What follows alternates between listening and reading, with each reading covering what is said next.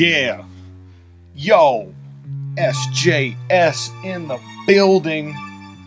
In the building. In the bazilding. Got money. Give us money, we don't got no money. Said, give us money, we don't got no money. We don't even got Republican credits. Got no money, we don't even got Republican credits. Which ain't good on Tatooine. Trying to buy myself a starship. Try to buy myself a starship. Don't want to slut myself out to the huts for a starship. I'd rather just pay it like a good citizen. So I need a job, so can I get some money? So I can get a starship to get the fuck out of Tatooine. Not gonna be mean, but this place is filthy. Have you ever seen it clean? No, it's a bunch of sand. It's a bunch of goddamn sand. What do you want me to do? It's just a bunch of goddamn sand. And that just makes me mad, cause I hate sand, cause I'm Anakin. And I'm about to fuck that mannequin, cause I'm mad. And I'm really kinda horny. I'm a preteen. Yeah, I'm really kinda horny. I'm a preteen. Until I saw that Padme, and it just made my dick go, hey! What the happening here? What's happening here? I'm gonna marry that girl and then subsequently be part of her death. Not directly, but pretty close to directly. Cause that shit be Obi-Wan's fault. Yeah, Padme's death be Obi-Wan's fault. Told you that death be Obi-Wan's fault. Don't blame me, cause it was Obi-Wan's fault. Obi-Wan's to blame for everything. Yeah, Obi-Wan's to blame for everything. Cause Qui-Gon got me out of the jungle. And the jungle was Tatooine, which is sand. All sand. It's a sandy jungle. You know how cities are the concrete jungle? Well, it's a sandy jungle. Most honestly, it's a sandy jungle. Sandy Koufax.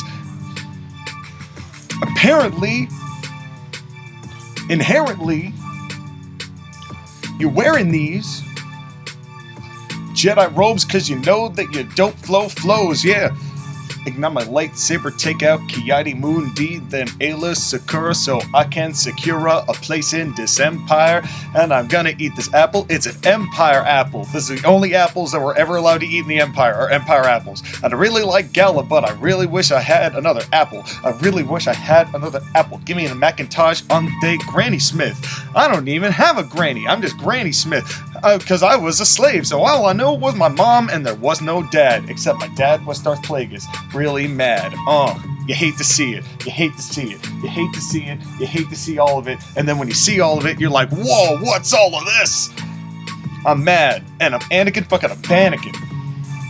But no, I'm not panicking. Because I'm grammatically in standard. And I'm setting a standard because I'm going to rule this place one day or die trying. And now we're going to go with rankings. Well, what do you know? There's a knock at the door. Allow me to open it in the form of a phone call. I wonder who could be at the door. Ring, ring. Ring, ring. Allow me to just go answer the door. Allow me to answer the door here. Let's see what's going on. Who could it possibly be? Is anyone there? Hello! What? What? In your butt. Hello! Both of you, guests in my house. Welcome in.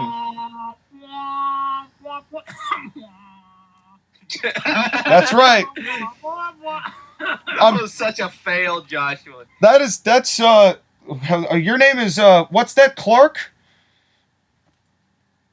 I don't know. Yeah, that's Clark, and I believe up there is Skylar. Hi, Skylar, come on in. Did you challenge me to a duel? No, but would you like a cold beverage?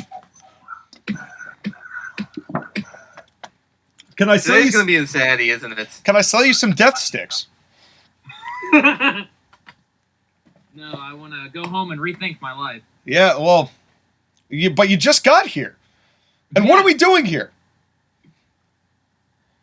Blue 69 standing by. Are we ranking? Are we just ranking as in we just all smell and we could use a shower? Yes. No. Maybe. No, we are destroying Star Wars fandom while we rank their movies. All right. So, Star Wars fans, you suck. Got us off to a hot start, didn't I? I mean, nothing you said was inaccurate. All right. In fact, it's very, very accurate. It is. So accurate that we're going to discuss it in detail for a long-ass time. the Star Wars fandom is the actual worst fan base of all time. And that's saying something because pro wrestling exists. Yeah, that is true. They're pretty close. They're pretty close, and they're actually quite similar. The Sonic fandom is up there, but they're mostly just, like, sexually weird about it. I feel like they've kind of, like, stopped that, though. I mean, well, not the sexual part. I can't speak to the sexual part. But at least, like, they have not been as rowdy as recently. You know, back when, you know, the standard was Sonic and the Black Knight and the secret rings and all that, they had every reason to be out and about. I mean, I feel like it's been toned down ever since the 2 movies came out, honestly. Yeah, honestly. Yeah. Well, it was for a while, but then the test footage of Frontiers came out, and then everyone started whining and moaning. I mean, no one's going to be happy about anything. Anything. Nintendo ruined Sonic. Sound familiar? Shut the fuck up, Sean. Sound familiar? You will not bitch talk my baby. No, I'm not. No, I'm saying that as a joke because there are parallels between the Sonic universe and the Star Wars universe. Yeah. Fair enough. Just don't talk about Nintendo, man. Mario's my man. Well, the Mario movie's coming out eventually. I am kind of interested in seeing how that goes. Yeah, I can't wait to see Chris Pratt. Of all the people they could be Mario, it's Chris Pratt. And Jack Black. I'm looking forward to Jack Black as Bowser. That's going to be a hoot and a hanny. That's going to be... It's either going to be glorious or terrible, or maybe both at the same time. I'm hoping for both. It'll be glorious. He won't give in. No, he won't give in until he's victorious. I thought you were going to make an Inglourious Bastards joke. But no. You swerved me. I did. And that was such a delayed reaction on that laugh. It was like you both got it, and then you still had to take a second just to process where you remembered that from, because it's been forever since that happened. We had to process the amount of fuckery that was existing in that moment in time. Yeah. There was a lot. There was a metric fuck ton of fuckery right there. Yeah. So we're ranking these movies, right? That's how it's going, and then before we get into the rankings, shouldn't we go like real quick, just like, how did you discover Star Wars? How did you discover Star Wars? All right. I watched the episodes. Goddamn channel. So all right, Skylar, what was your first Star Wars movie? A New Hope when I was 6. It was like, 2000 or so? So I watched it. Basically, my dad got a box DVD set of A New Hope, Empire Strikes Back, and Return of the Jedi. Was it the one that had, like, Darth Vader's head as the box? Yes. I had that same set. My uncle has that, the VHS set. Yep, that set's legendary. We got the DVD set, and I wore the fucking DVDs out of that thing. Yeah, same. Well, actually, I had the VHS version, which had like the actual Darth Vader on, like, as the box itself that you lifted up, and you got your 3 VHS tapes, and I wore the teetotal shit out of those. Yeah, my uncle has those, and we still watch them every once in a while. Return of the Jedi was my first Star Wars movie when I was really little, and then immediately after Return of the Jedi, I watched The Phantom Menace, so I watched them out of order. Yeah. What about you, Sean? What was your first Star Wars movie? Well, I remember my daddy back in the day, he had them on, like, when they were on, he'd have them on, but it wasn't like a huge deal in our family. But then we went to see The Phantom Menace live. Oh. And that kind of changed everything, you know, because that whole double saber is cool. But in going back and watching the first 3 and then wearing them out, you know, and then, of course, Attack of the Clones came out, and I saw that in theaters. I don't know if I saw Revenge of the Sith in theaters or not. I think I had moved by then. I did not, because my parents did not take me, because I was not 13, and it was PG-13. Daring. Yeah. But worth it. Very daring. In fact, the first Star Wars movie I ever saw in theaters was The Force Awakens. That's actually pretty cool. To have that be your first. Now it makes your ranking of it much more understandable. Which we'll get into. Okay. I mean, we can spoil. We'll leave the spoiler behind. So, here, do I want to talk about how we did the rankings? Skylar, this is your baby, so why don't you cradle it in your mouth and feed it your nipply formula? Thank you. You're welcome. Now, let me go ahead and get my nipple out. Joshua, you better get the fuck away from it. Anyways. I was going to say you could hear him smacking his lips like the Cookie Monster over there. Nipple, nipple, nipple, nipple.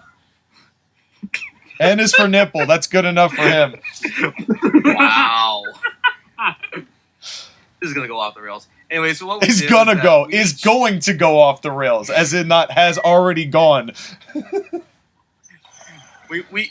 So what we did is that we each individually ranked the movies 1 through 12. We ranked episodes 1 through 9, and then the 3 standalone movies, Solo, the animated Clone Wars movie, and Rogue One. And we ranked them 1 through 12 individually, and then we put them all together based on our scores, and then we got the final total. So there was some controversy with this. Yeah, fact, no one included the holiday special. Nor was it worthy of inclusion. No. If the holiday version... You don't like watching B. Arthur pour liquid into a volcano head person? That would have been the worst movie had that been on the list. Yeah, and I feel like we all knew that, so it was like, it might as well have some interesting discrepancies with the major ones. Also, we couldn't rank it because it doesn't technically count as a movie, but I just want to shout out Genny Torowski for his 2003 Clone Wars TV series. Yeah, because I've only seen some episodes of it, but every episode I've seen was very fun, and from what I hear, the lore was terrific. Right, I've only seen the second half, and I loved it. I've seen bits and pieces of the first half. The best introduction of General Grievous. Like, the 5 minutes where he basically got to be really fucking badass. And also, just another shout out to that series. I want to shout out James Arnold Taylor, who is the guy who actually voiced Obi-Wan in that, and as well as all of the video games that came out around that time, like in Battlefront 2 and in the Episode 3 Revenge of the Sith, which might be the best Star Wars video game based off the movies. Or, in my opinion, the best Star Wars game ever made, period. It's pretty good. It's really pretty damn good. If I didn't have a place in my heart for Battlefront 2, I would agree with you. Also, we have to Battlefront 2 is also amazing. Also, we have to shout out Christopher Lee as Count Dooku. Like, I know we'll get into the movie rankings and why some of the movies he was in was terrible, but Count Dooku, Christopher Lee, he was just a tremendous. Mm-hmm. He was just a tremendous. He didn't do much, but what he did was fantastic. Well, let's get into it, and we have to start with the worst movie, and universally decided by all three of us, the worst movie was Attack of the Clones, Episode 2. Now, yeah, that wasn't where I put my ranking, because I put one below it, I believe. So, Josh again had it as his number 12 movie. I ranked it number 10, and Sean, I'm surprised that you actually ranked it pretty high, all things considered. You ranked it as your 9th worst movie. Well... when 9th is pretty high. Anyways. Yeah. So, I mean, the whole thing is, let's go and just talk about it. Josh, again, since you hated the movie the most, why don't you get into it? Well, all right, let me say this. I think it's a bad movie, but I don't hate it. There's not a Star Wars movie that I hate. There's not like a Star Wars anything that I hate besides the Star Wars fan base. You have hate, but you don't use it. Exactly. The problems that I have with The Phantom Menace, which we will get to, I feel like are just heavily exacerbated in Episode 2. Number one, it's just kind of boring and meandering. A lot of just nothing happening. Walking and talking, delivering exposition constantly nonstop. Also, Anakin looks like a rapist throughout the entire movie. The look on his face whenever he looks at Padme is just like Stranger Danger vibes. The lightsaber duel between Anakin and Dooku at the end of the movie, I mean, when it's Obi-Wan and Dooku, it's great. When it's Yoda and Dooku, it's phenomenal. When it's Anakin and Dooku, it's the worst lightsaber duel ever, with the worst finish ever. But the last 20 minutes of the movie is, in my opinion, really good. Shmi's death is really good in a very dramatic moment that they immediately cut away from. Because boy angry. Yes, because boy angry equals violence equals this movie's PG, cut away quickly. And The Obi-Wan Jango Fett fight was cool, although Jango Fett is the worst bounty hunter ever. Well, there's a lot of stuff that Jango did prior to the movies if you're one of those Star Wars nerds. Now, this is something that we're going to also have to address before we get any further into this. Everything we say, we are talking specifically about the movies. We do not care about your extra lore that you have spent literally longer of your life than you should have researching so you know every single detail about the universe itself. I'm going to say this right now. I do not give a single shit about the Star Wars EU. Because they're going to be like... Because you know that we're going to get those people who will be like, actually, if you read the book in page 241 on glossary section F in the footnotes, it says that George Lucas scratched his balls and that meant that Jar Jar wasn't racist. Jar Jar's a Sith Lord. Yeah. So we're not going to be doing any of that, okay? So we're just glossing over that, just so you know. If you want some quality Jango Fett action, play Star Wars Bounty Hunter. That game is awesome. That game did more for Jango Fett than the movie did. Yeah. But yeah. I mean, the here's the thing. movie made him out to be a bumbling idiot. I mean, assassinate Padme. What do? I'm gonna get my helper to send a worm. Worms. Not even once. And then later on, when she's about to reveal who he is, he shoots her with a poisonous dart from across the city. You couldn't have shot Padme with a poisonous dart from across the city? Just saying. Shh. You stop it. You know, it's amazing that dude, that guy got so many roles because he played Jango Fett and then became a billion different people because they're clones. That's job security right there. Jango Fett in the Bounty Hunter video game is a ruthless, just awesome, badass character. He's a bumbling moron in Attack of the Clones, and I hate it. Yeah. Well, Sean, why don't you talk about the movie and why you hate it? Well, okay, I put it ninth because there are 3 movies that I thought were worse. Well, 2 movies that I thought were worse, and I did not see the Clone Wars movie. So the animated one. Yeah, I did not see the animated movie, so that automatically got 12 on my ranking, so just take that with a grain of salt. But Attack of the Clones was the 3rd worst. Honestly, it wasn't bad. It wasn't, like, horrendously bad. There's... The stuff with Dooku and Yoda is very nice. Very nice. Same with Obi-Wan and Anakin. And honestly, I didn't hate the Anakin fight with Dooku as much because he acted inexperienced, which he was. So now, would I say that I loved the lighting of that? Not really. They tried to do that whole dark light thing, but you really couldn't see Anakin in the color of the red or the blue, so it was like really hard to tell who was who. And I just think the cinematography didn't work there. But the thing that's worse than anything else in that movie is the script. The dialogue is so bad. I don't like dialogue. It's rough, coarse. It's everywhere. Hard to speak about. It's literally like that shy kid who's like kicking the ground in preschool. He's like, well, I don't like sand. And he gets everywhere. Yeah. And Padme's like, oh, but you're hot though. I'm gonna make out with you. And also, they spend way too much time doing that.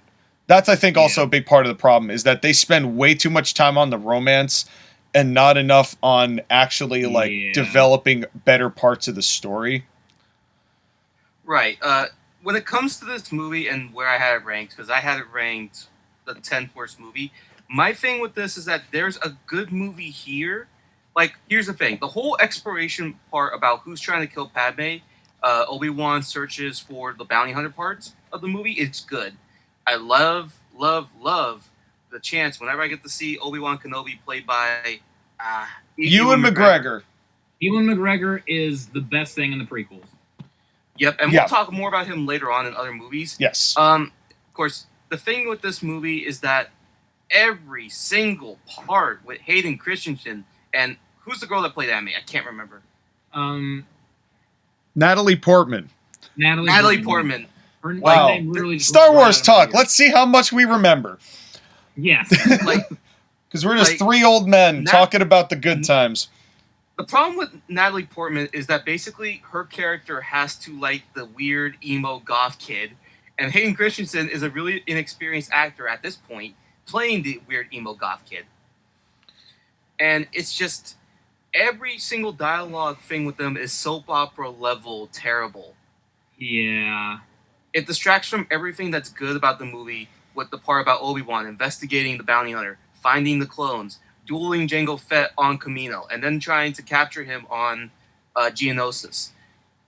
I will say though that the designs of the worlds were really good in this movie. Just to give it some points, Agreed. why I put it ahead of some of the other movies I chose. This may be my least favorite Star Wars movie, but again, it does have some solid points in its favor.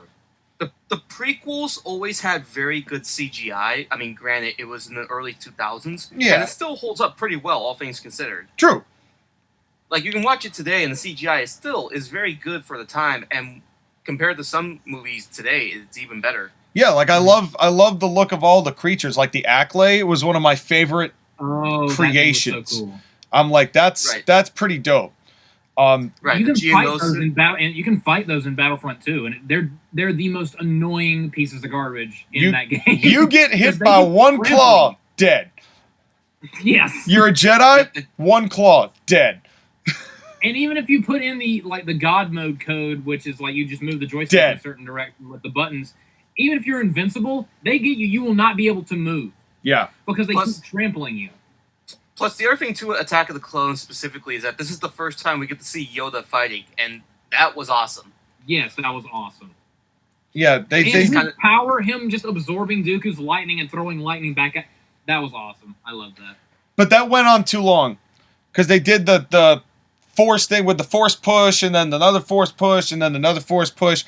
Like if they had done like the one object, and then the lightning, and then let's fight this, let's Dooku this out, and then the big finish, that would have been fine. But I thought that they did a little bit too much in the foreplay before they actually got, into the down and dirty. I will say, my least favorite thing in the entire movie, again, the ending of the Anakin Dooku fight. If you watch closely, when Dooku lobs his arm off, Hayden just stops moving. He doesn't knock the lightsaber out of his hand, then cut his arm off. Anakin T-poses, and then Dooku cuts his arm off, and that's it. And the choreography of that part is so atrocious. It had its ups and downs. I mean, it's probably the worst. It's probably the worst choreography of the prequel films, but it is what it is. Yeah, redeeming qualities to it, but there was better to be made. Yes. Yep.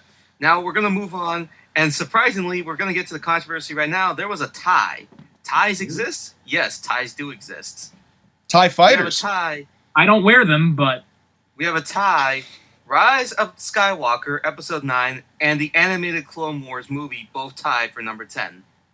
It makes me sad. Well, I would say that the Clone Wars probably has to go to 10 just because I didn't watch Clone Wars, so like that almost takes me out of that equation. So, in that respect, if we're going to do a tiebreaker, I think that Rise of Skywalker goes 11 and then Clone Wars 10. Right. Now, Josh, again, loves the sequel trilogy. He likes Episode 7, 8, and 9. Me and Sean are middling to bad on those movies. Because here's our rankings. Joshua, where did you have Rise of Skywalker? Number 8. Yeah, I had Rise of Skywalker number 8. I had it 12th, and Sean had it 10th. So Josh, again, tell us why you like Rise of Skywalker. I'm not going to lie. As time has gone on, I've gotten more and more mixed about the movie. There are things in that movie that I adore. There are things in Episode 9 that I adore. And there are things in that movie that I have really grown to hate. The things that I really don't like in that movie, for one, the first half of the movie is just foot on the gas, going at 190 miles per hour without taking a single breath. The pacing in the first half is very jarring. It just jumps everywhere all at once. It's like Star Wars ADHD. To me, it's enjoyable, but it's still very noticeable that the pacing it feels like watching like a very chopped up movie. Which, if we found out like it had like if there was like a J.J. Abrams cut, it would not surprise me because it feels very like just cut up. The second half I like, though, but I'll get to that. The main thing in this movie that I really don't like, they do not explain how Palpatine's alive. Nope. They give, not throughout the entire movie. And that's the main thing I wanted to know when I went to the theater to see the movie. And there's like one or two lines. You have Palpatine referencing Episode 3 with the path to the dark side. He says the dark side powers are unnatural line. And that's it. And then you have Charlie from Lost saying, cloning, secrets only the Sith knew. And then you have the now iconic and memeable line of Poe saying, somehow Emperor Palpatine survived. Script writing 101. Nailed it. So, well, yeah. You want to know my nicknames for this movie and also The Last Jedi? Yes. Shitty and poopy. No, Save that for the other channel. So, Last Jedi I nicknamed The Last Plot Hole, and then Episode 9 I named The Rise of the Plot Holes. But the thing that makes me the angriest, they explain in detail how Palpatine came back in the book. I shouldn't have to do homework to understand a movie. But Josh, again, if you read the second comic of the second edition abridged of the fourth edition of the Magical... Where? Explain. There's, like, in the book, when Rey goes to Exegol, which is an awesome looking... Like, everything in the movie looks awesome. The CGI, the cinematography in that movie is top notch. But when she goes to Exegol, there's like a flashback of how Palpatine survived in the book. There's no flashback in the movie because the movie explains nothing, and that makes me just so irritated. But there's a lot of things that I like in Episode 9. I love the action is great. I like what they do with Rey. I go back and forth on her being a Palpatine. I'll take that more than her being a nobody that's just powerful for no reason. And I like the first half of the second act, and I love the third act. I very much love the third act.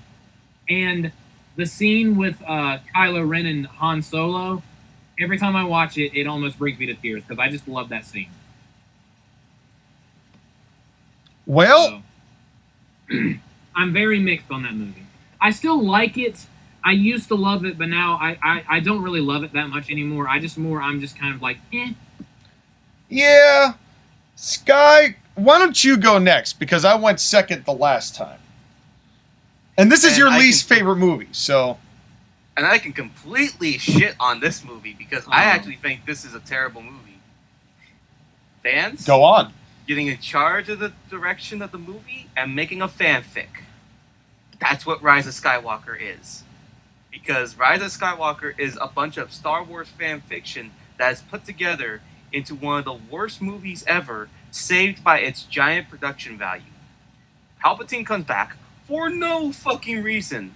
Has Rey as a granddaughter. Actually, if you read the book in page 424, section B, page 12, you'll know that Palpatine came back and did me. You know, you sound like the Young Bucks the more you talk like that in unison. Continue. Anyways, my point with Rise of Skywalker is that those plot holes. Finn is wasted in the movie. His one thing is to say, Rey, I love, Rey, I love, Rey, I love, and then Rey falls in love with Kylo Ren, aka Ben. Also, we didn't need Finn to be Force sensitive. Just saying.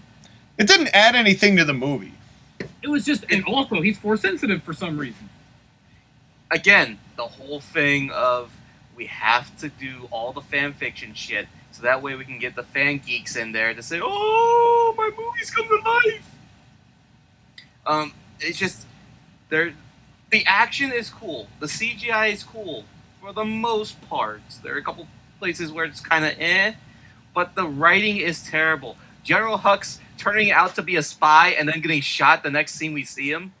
I'm the spy. Bang. Dead. Somehow Palpatine returned. I'm the spy. You are a Palpatine. The script writing in this movie. Bad. It's not very good. Bad. And also, all the stuff with Carrie Fisher, I know she died, but you didn't have to have Leia's character in this movie, especially with the big sin of Last Jedi, which we'll get to in a little bit. I mean, Well, they tried. I'm not going to get mad at them for what they did with Leia in Episode 9, because they did not have hardly anything to work with. they did what they could. They did the best that they could with what they had, and what they had was not much. But you shouldn't have included her anyways, and you could have easily written her off. Well, that's something. So, then it comes to me. The Rise of Skywalker. Okay, I'll tell you my biggest gripe first, and then I'll talk about it as a whole. The ending of this movie was so stupid. The ending, I just like, oh, Palpatine's a dirty name. I'm going to be somebody I'm completely unrelated to. And that Rey Skywalker makes me a babyface? Yeah? Yeah? Just think about it. And I love this meme.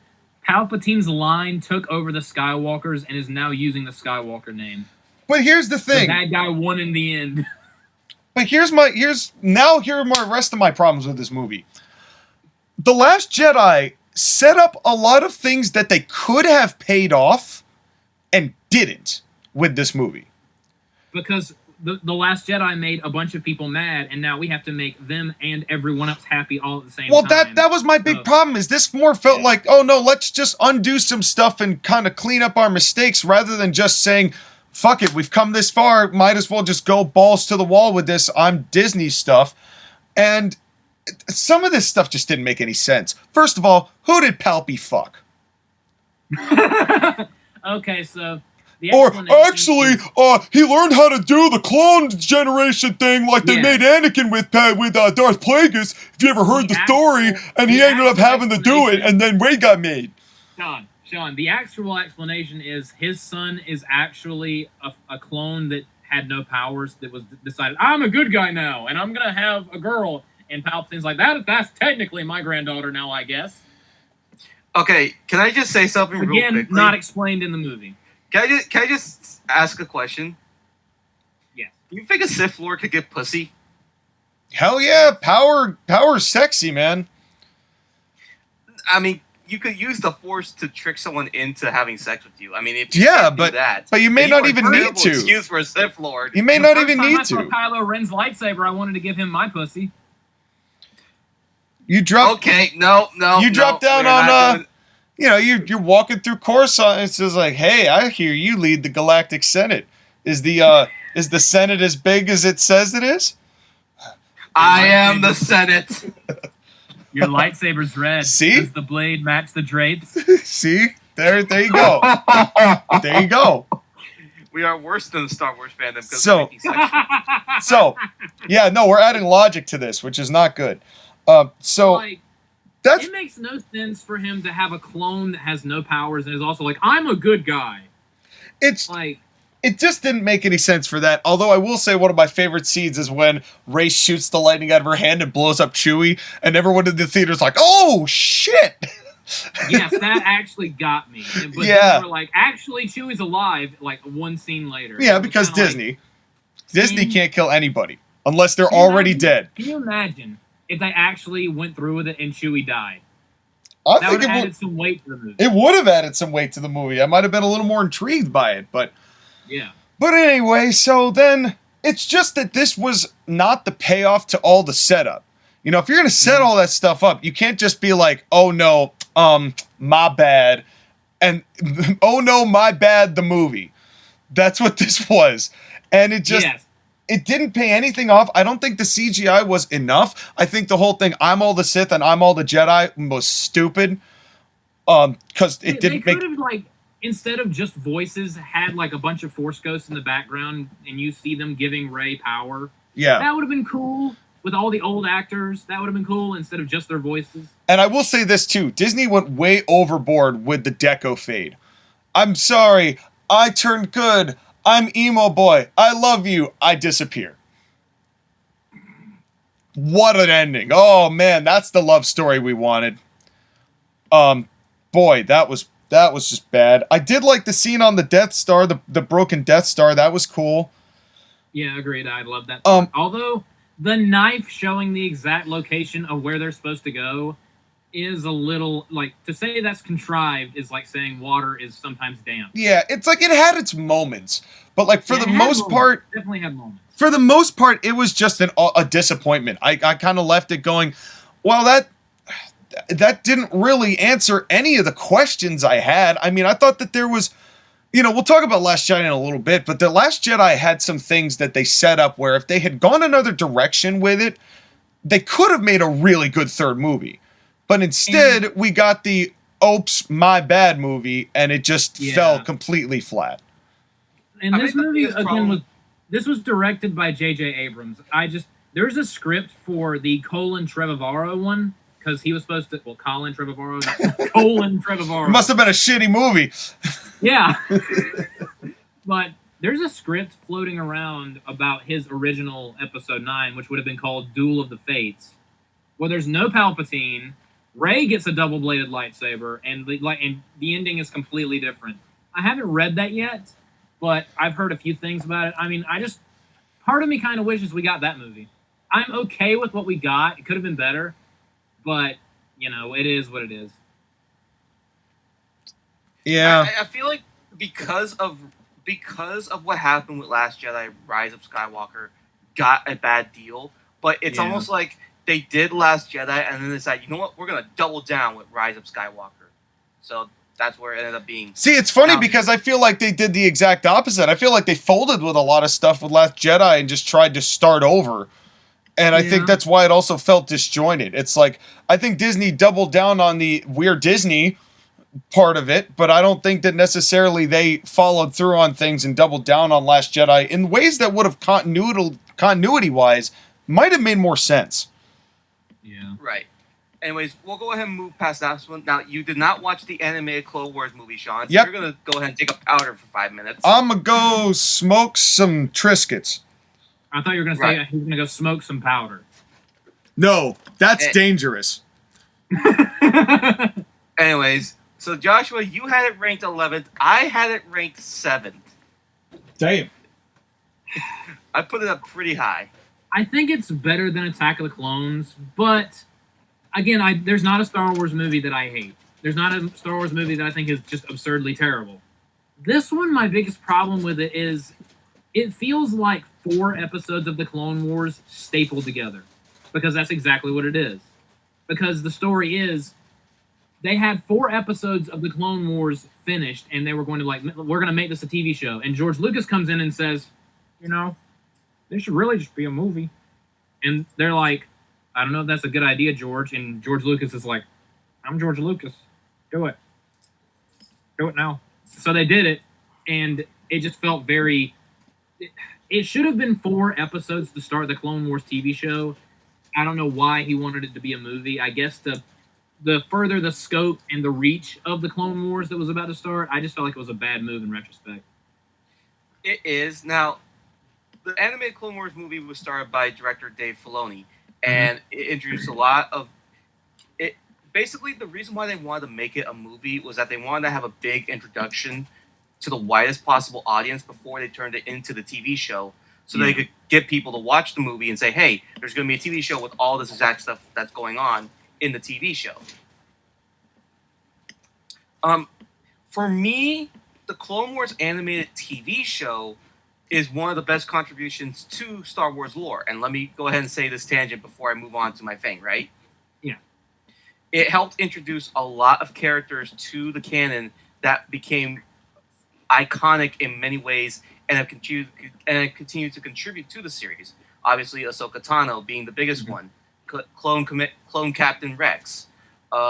Everything with the Jedi, and particularly learning about Jedi who we didn't get a chance to see in the movies. I mean, how can you not watch the stories that are going on with some of the Jedi and not love them? Like, personally, Kit Fisto, I would love to just go out and get some McDonald's with Kit Fisto. That'd be fun.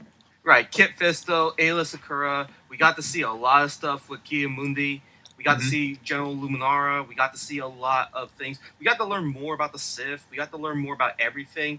And eventually the Clone Wars TV show eventually spawned even more shows like The Bad Batch. It helped provide the context for the Clone Wars and show us the Clone Wars. Star Wars Rebels. Yep, Star Wars Rebels. And the biggest thing is that it made us love the Jedi characters, like the side Jedi characters. Again, like Kit Fisto, Kira Mundi, General Luminara, Aayla Secura, all those characters. So that when Order 66 happens in Revenge of the Sith, it hits even harder because you grew up with these Jedi. You love them. Like, watching the Wolfpack gun down their Jedi commander, I can't remember his name, damn it. Rex fighting back tears when he's holding his gun at Ahsoka, it just hits you. It hits you. I can't remember his name, damn it. Ahsoka Tano's the person that brought him to the person that brought her to the temple. Plo Koon. Plo Koon. Damn it! I can't believe I blacked out on Plo Koon's name. Now his head is a brain with ears and a really sweet mask. Yes, and a really a badass voice. But again, you notice that I'm talking about the TV show a lot, right? Yeah. The movie was not particularly great because the movie had to fight a lot of things that were issues in terms of what they had, because this was Dave Filoni and their crew's first project. They didn't have a lot of assets that they could, use. Yeah. The animation in spots is really weird, although eventually you get used to it. But the biggest problem with this movie is that the plot is really disjointed and at points is very boring, despite the fact that there's a lot of battle scenes that are happening in it. The battle scenes, although sometimes the animation's a little janky, the fighting is fun to watch. I love the Obi-Wan Asajj Ventress duel. Yeah, like that was legitimately a really cool duel. It was fun watching the characters interact with each other and fight each other, but again, some of this stuff was just terrible plot devising and plot planning. And also, some points they were like, you know what, we're just gonna do this because why not? I didn't really care about meeting Jabba the Hutt's cousin or brother, Zero the Hutt. I mean, it introduced more Hutts, which was kind of cool, but then also kind of like, do we really need to give Jabba the Hutt a son? Yeah. That we have to babysit for the rest of the movie. Who fucked Jabba the Hutt? Palpatine.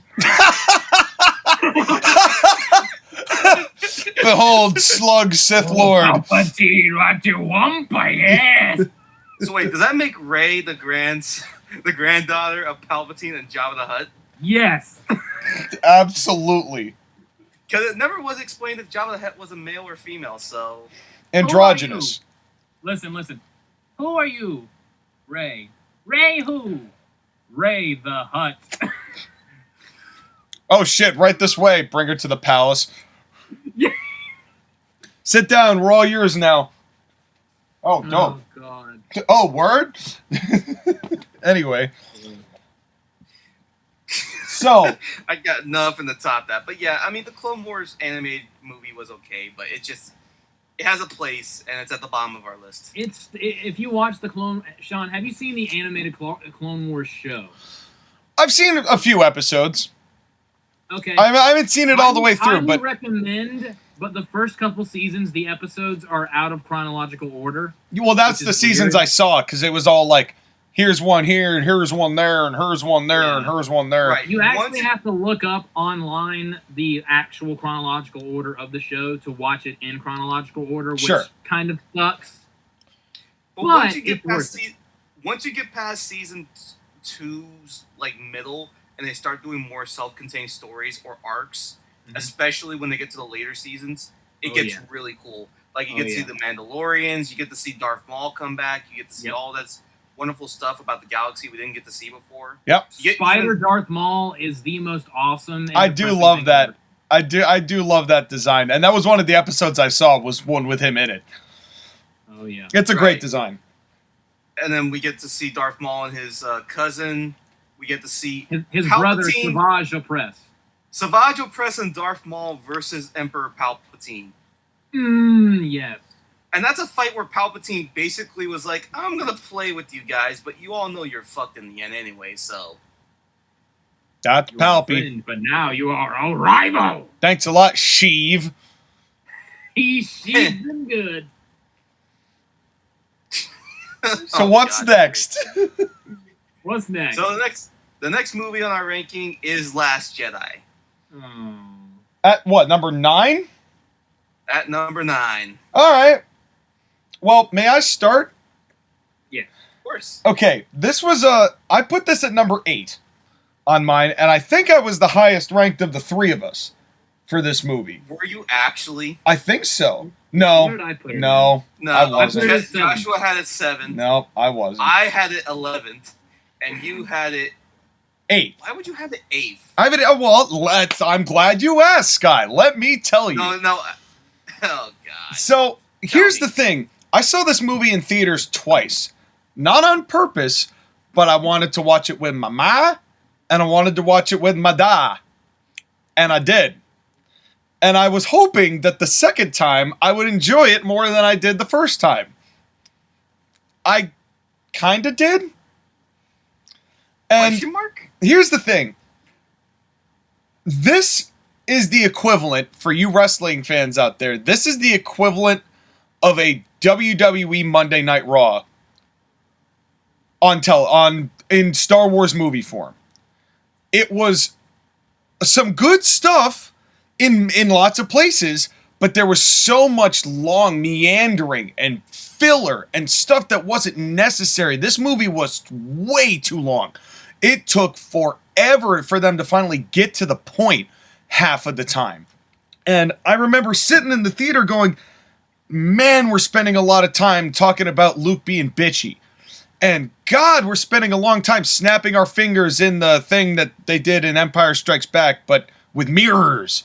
And it just took forever. Even the dialogue with Snoke in their little chamber pot there, where In the throne room. yeah, and they're talking about that, and then listen, the whole thing with the connection of oh, hey, you're shirtless and I can see you.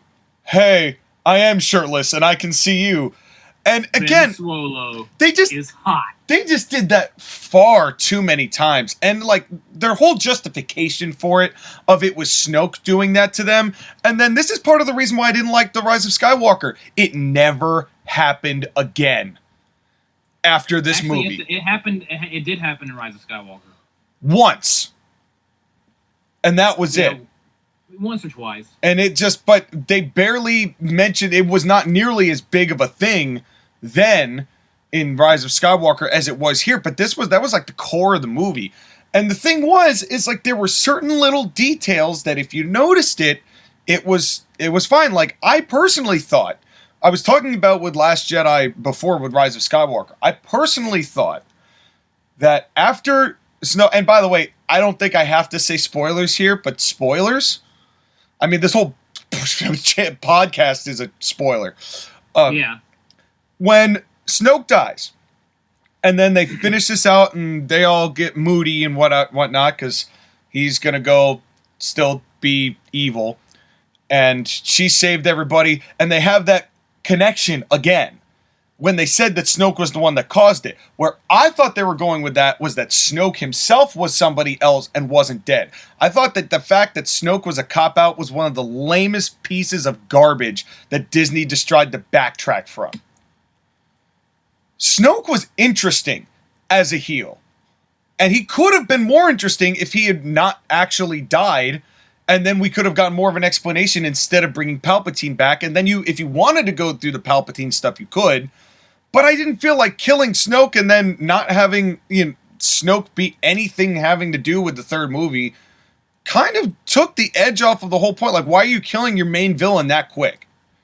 But Snoke was in for 10 seconds in a vat with a bunch of other Snoke clones. Yeah, not enough. And I thought it was just dumb. It was oh, you're a half-mutated Palpatine? Yeah, get the fuck out of here. And it's just I feel like that wasn't necessary for what they were doing. I also thought that the cinematography was kind of cheesy after the betrayal of Snoke by Ben, and then they're back to back and they do the panoramic shot, and it looked too clean. It just and But here's the redeeming things about The Last Jedi. I think there's a lot of good pieces of dialogue in this. Everybody hated what they did to Luke Skywalker. I liked it. I didn't. I liked it. I thought that I'm not saying that it was perfect. Him going, well, you might be a threat. I could sense you're a threat, so let me be a threat to you so that you're not a threat, was stupid. That whole justification of I was weak once and tried to kill Ben Solo because I was upset, and then I turned away from the Force because I was stupid and Ben raised the whole place. But the whole idea that Luke would be dejected from the whole thing and just want to distance himself, even though I didn't think the milking of the whatever it was necessary. You know, the alien with its titties. Yeah, alien titties were not necessary, Rian Johnson. I didn't understand it. But that's kind of my point. They spent a lot of time doing that useless, middling, meandering stuff, repeating the same points they made 5 minutes earlier, 15 minutes earlier. There's a good 45 minutes of that movie you could just cut and you would not miss it. And I think that's my biggest problem with The Last Jedi. But I liked what they did with Luke. I think him meditating and disappearing, again, they really wanted to use that fade button over at Disney. And they were going to make sure they did, but I liked the idea of what they did with him and the blasting and the more and all that jazz. Again, there was stuff that I really liked. I don't really have an opinion one way or another about Leia in The Last Jedi. I really don't think it was that big of a problem. I don't care, realistically. I don't think that was enough to bother me. That's not one of the pieces that bothered me about the movie. I thought Leia's Superman Force thing through space was weird, but it didn't bother me. I didn't care. It was the only time they ever used the Force with Leia ever. Established it as canon back in in Empire Strikes Back. They alluded to it, so it's not out of the realm that she would do something like that, although she would have been dead. Let's just be real. Yeah. The amount of time that would have taken, she can't just freeze and then be like, all right, I'm going to just float back to my ship. That was kind of silly. That was kind of silly. But at the end of the day, that plays in very little to where I rank this. I think that this is better than... This was the best of the sequels, in my opinion. It just was fucking long. I wish they had trimmed this down. You trim this into a 2-hour movie, I don't think it gets the flack that it does when it gets released. That's my opinion on that. Well, Josh, again, I'll let you go next. I personally, I love this movie. My one thing, the Canto Bight subplot is such a waste of time. It's such a waste of Finn. It's a waste of everyone's time. And if you just sped that up or cut that in half or just have Finn do something meaningful to the plot, then it would immediately boost the movie a lot. But no, it is what it is. And the only part of the movie that I kind of hate is the Canto Bight stuff because it's just boring and meandering.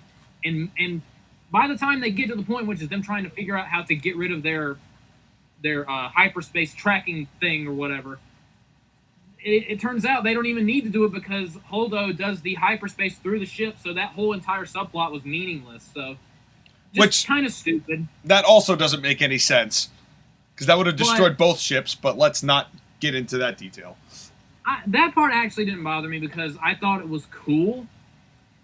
But, and you've actually seen... in the Clone Wars show, there's a part where Anakin Skywalker drives a ship into someone else's ship, but he hits him in the middle, and it takes a second for the ship to explode. If you clip the wing going that fast, I don't think it would make all of it explode all at once. But, I really like this movie. A lot of things that they do, I love bitter, angry Luke Skywalker who failed once, and it basically ruined... Because from my perspective, he is the one... although he had help, who took down the Empire. It was him who led to the redemption of his father and the defeat of Darth Sidious, for the time being anyway, wink, wink, hint, hint, nudge, nudge. And then one split-second mistake that he made ruined everything that he built, and the First Order rose as a terrorist organization. So the idea that in one split second he ruined everything that it took him forever to build up, I love that. I don't have a problem at all with him going into that tent, reading Ben's mind and freaking out for a split second, and then realizing, oh crap, I done. I love that. Although I don't think they could have they should have made him just depressed and down and a little less cranky. Yeah, because it got kind of cartoony at points. Him throwing the lightsaber behind him, I felt was a bit much. I would have just had him mournfully and sadly hand Rey back the lightsaber and say, I'm not who you think I am. Not just him throwing it behind him and angrily stomping away. Well, I would have made him less angry. Well, allow me to try and defend the parts of the movie that I'm willing to admit I liked. Okay. I liked that characterization, actually, because it wasn't just that Luke was just, torn and depressed. Because I'm watching the Obi-Wan Kenobi series. And in the beginning of that series, spoiler alert, Obi-Wan Kenobi is torn and depressed about his way with the Force. Mm-hmm. Luke actively blames himself for the destruction of what was supposed to be the Jedi Order that he was creating. He is raising these kids to be the future of the Jedi, and he feels in his own mind that because of what happened in that tent that night, he is responsible. So when he thinks about Jedi and he thinks about the Force, he's bitter and angry about it because he realized that this was the last chance to bring the Jedi back to the universe, and he is the one that's bearing all that weight and responsibility on his shoulders, and he's angry about it. And him coming to terms with it when he's talking to Kylo Ren at the end when he disappears into the Force and becomes one with the Force is really cool and really solves his character arc. Mm-hmm. I agree 100%. Yeah. Now are you ready for me to shit on the movie? In just a second. I think the cinematography and the CGI is absolutely marvelous, especially when they're on Planet Crate. I love the action in this movie. I love everything that they do with Rey and Ben, with Kylo Ren. I actually love that they... at first I was confused as to why they killed Snoke. But then I was like, if Kylo Ren is the big bad in Episode 9, hint, hint, nudge, nudge, wink, wink, that would have been interesting. And in retrospect, and in the Duel of the Fates script, apparently Kylo Ren was the big bad in Episode 9, which he should have been. Yeah. But no, we have to make him likable. No, it was... You could have had him be the big bad and then become likable at the end of Episode 9. And you know what's the messed up part about that? Is you think about the ending of The Last Jedi, and you think about, the very last scene where that kid's just walking and he uses the Force to grab the broom and he looks up at the stars, where I thought they were going with that, where if Kylo Ren's going to be big evil, and then all of a bunch of these little kids come together to get revenge on Anakin so that Disney can do their whole, everyone's a Jedi, come buy our amusement park tickets. And that's where I thought they were headed with that. But then we never saw the kid again, and that never got any payoff whatsoever in Rise of Skywalker. But then maybe the children could have changed Kylo's heart and made it 3 times its size. Either that, or he could have murdered them like Anakin did with the temple. You had options there. Like the Grinch who stole the Force. Yeah, but instead... imagine if the kid is looking at the sky, and right as he's looking at the sky, a red lightsaber ignites. Yeah. Cut to black.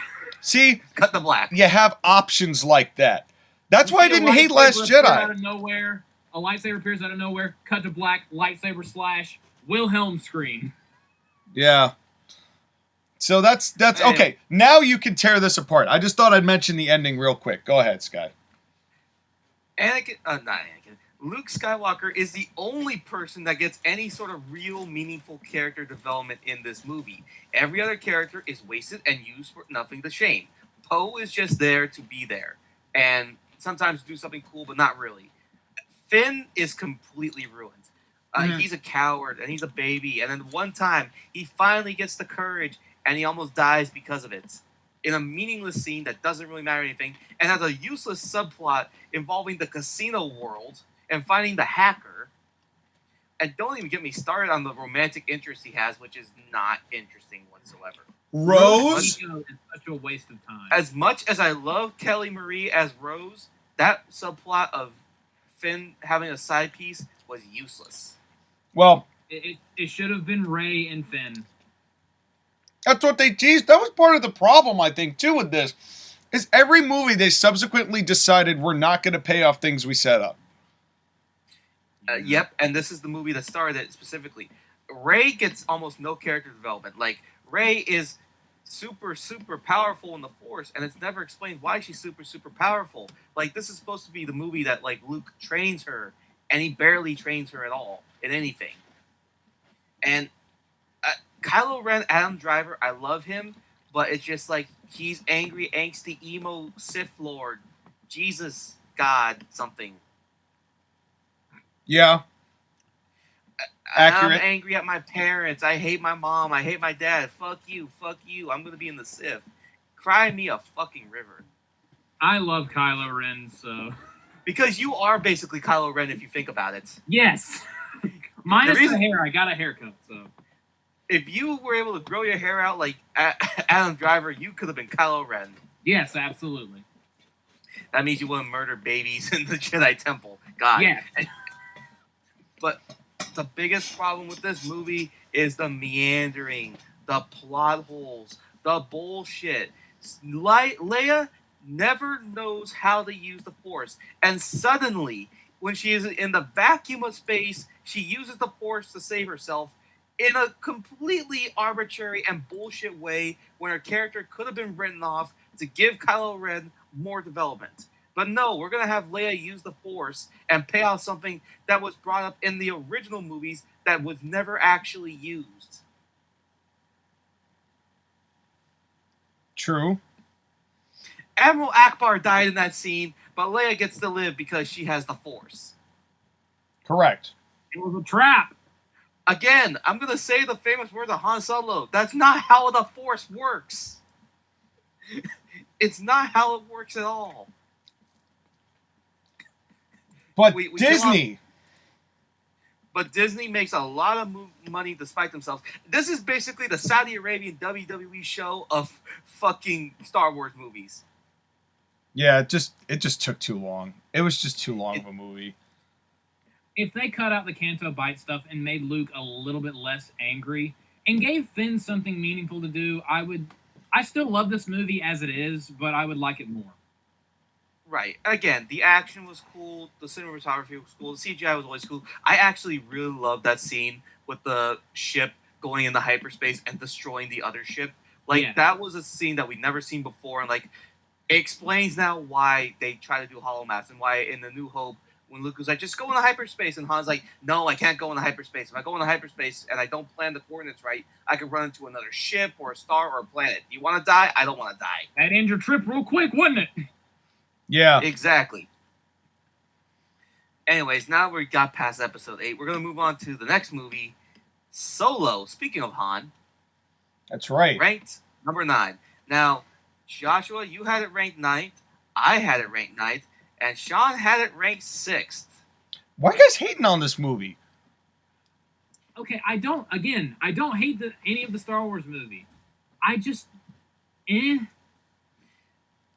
This movie felt like it explained a lot of things about Han Solo that were mysteries that honestly made him less interesting. I felt like it answered questions that no one asked or cared to ask. Yeah. Like, the difference between this one and Rogue One is that Rogue One significantly answered a major question that we always asked. Solo, it felt like a cash grab. It does. Well, it was a cash grab. That's exactly what it was. It was. Yeah. It was using the Han Solo name to get a cash grab and get some money. I mean, does Disney need more money, honestly? No, yeah. But I mean, maybe that's part of why people didn't like it on the off, because it definitely had the feeling therein of this is a Disney cash grab. You know, it's a perfectly fine, acceptable, fun movie. It's just my favorite part of the movie is when Darth Maul was there, which was the end.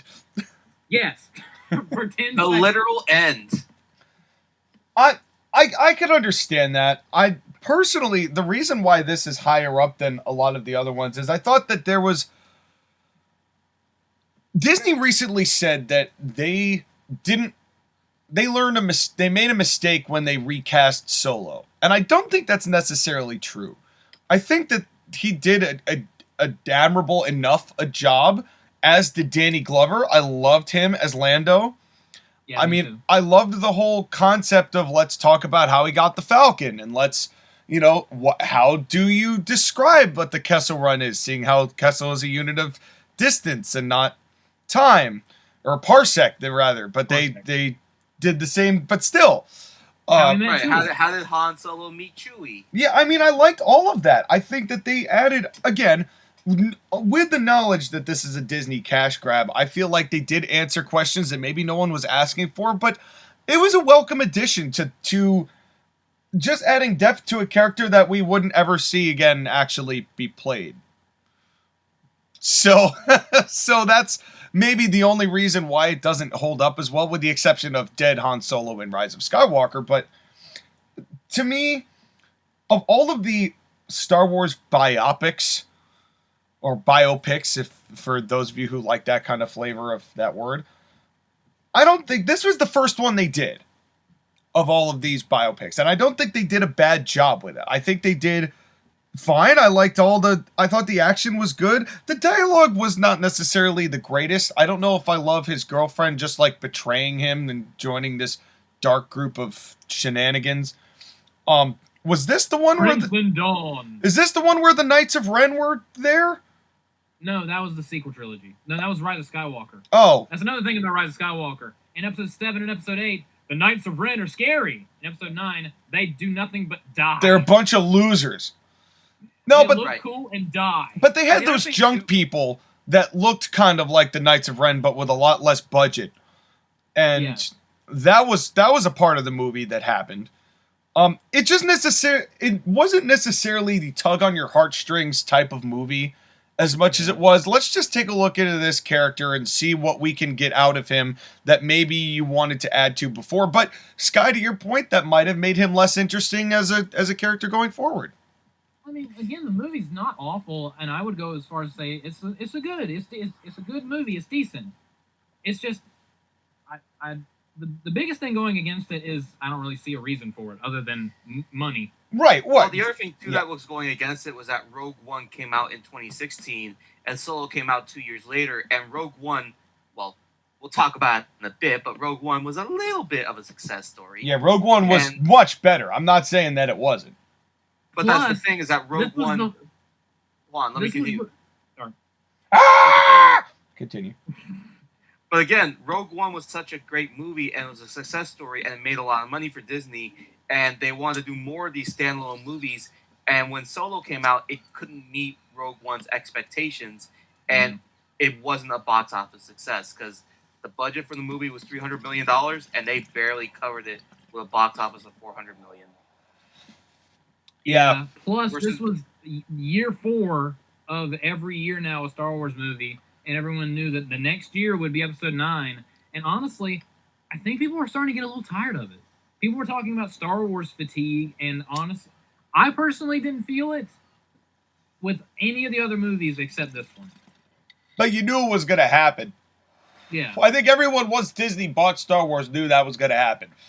Because they wouldn't be able to help themselves. And I think that's why this was unanimously, well, not unanimously, but why this was panned, was that this was the first movie that felt like Disney was just milking it.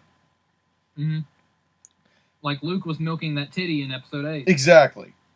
Only less gross. Or more gross, depending on how you feel about it. I was about to say. Well, and speaking of less gross or more gross, depending on how you take it, Phantom Menace. The first of the prequels. Now, let's see here. Who had who ranked where? Joshua, you had the Phantom Menace ranked 10th. I had the Phantom Menace ranked 6th. I actually had it pretty high. Sean had the Phantom Menace ranked 7th. Yes, sir. Okay. So, Joshua, tell us why you hate Jar Jar Binks. Okay. One thing to explain on my Star Wars list, from movie 1 to movie 7, I love all of those movies. Movies 8 and 9, I think they're good. I like them. I'm okay with them. Then the next 2 are like, take it or leave it, kind of like a C. I give it a grade. If I were to letter grade it, I'd give it a C. And I would give Episode 2, Attack of the Clones, a D. Half of me likes the Phantom Menace. Half of me hates it. It's very hit and miss. There are things in The Phantom Menace that are absolutely amazing. And there are things in The Phantom Menace that suck fucking balls. I'll go over the stuff I don't like in The Phantom Menace. Three main things. Number one, the thing I hate more than anything in The Phantom Menace, when they get to Coruscant, they do what Sean accused The Last Jedi of doing. They pump the brakes so fast that your face goes through the windshield. The momentum of the movie just halts. And nothing happens except talking. And Chancellor Valorum, no power, no confidence, was put in Palpatine instead. What's that got to do with anything? Cold. Interesting things are happening in the most boring way possible. Yeah. Like, just imagine how awesome would it have been if during the thing when he says, I call for a vote of no confidence in Chancellor Valorum's leadership, what if all of a sudden the ceiling exploded, Darth Maul drops from the rafters and decapitates Valorum with his lightsaber? Well, actually, Josh, again, if you read Wikipedia, Paragraph 43 Chancellor of the Valorum, Darth Maul archives, archive 8. Chancellor Valorum got that, like, vote of no confidence, and then he tried to, like, run again when Palpatine was like, ooh, I'm not evil, but I'm close, and he didn't win. But, like, if Darth Maul would have dropped from the ceiling while they're arguing and just killed Valorum, that would have been awesome. And then he just was like, now I'm gone. Because that would have guaranteed that they would have needed to replace Valorum, because even with the vote of no confidence, that doesn't automatically mean, or at least it shouldn't mean, oh, we're automatically going to get a new chancellor, because it would have had to have been something they discussed. You should have sown the distrust in the people and then take out the leader, or maybe that would, I don't know. Did you not hear the Senate? They said, vote now, vote now, vote now. But it would have, something would have happened. There were ETs in the Senate. Yeah. No, that's a fact. They put ET in the Senate. That is true. ET is canon. That's right. Number 2, the poop and fart jokes. Constant. Yeah. I don't need Jar Jar stepping in poop. I don't need that weird... It wasn't poop, it was icky poo. I don't need that thing farting in Jar Jar Binks' face. Just... How woo. No. How woo. Excuse me! Anyway. I don't hate Jar Jar Binks, by the way. Jar Jar Binks also is unironically my mom's favorite character, and Episode 1 is my mom's favorite Star Wars movie. Your mom is stupid. Wow. Damn. No, you're not wrong, but... Damn. Whoa. You should be defending your mom, man. Her favorite movie's The Phantom Menace. What can I say? Your mom is so stupid, I rang the doorbell and she answered the microwave. Keep going before this turns into an entire show of Yo Mama jokes. Yeah. Was this 2006? No, just 5 years earlier. But another thing I hated about this movie, you didn't have to make Anakin Force Jesus. I didn't need Anakin Skywalker being born because of Force Immaculate Conception. You referring to the prophecy that says I'm Samuel L. Jackson. Motherfucker. But, like, everything else in the movie is great. Those 3 things in the movie, in my opinion, suck. Liam Neeson is fantastic. Qui-Gon Jinn is the best Jedi.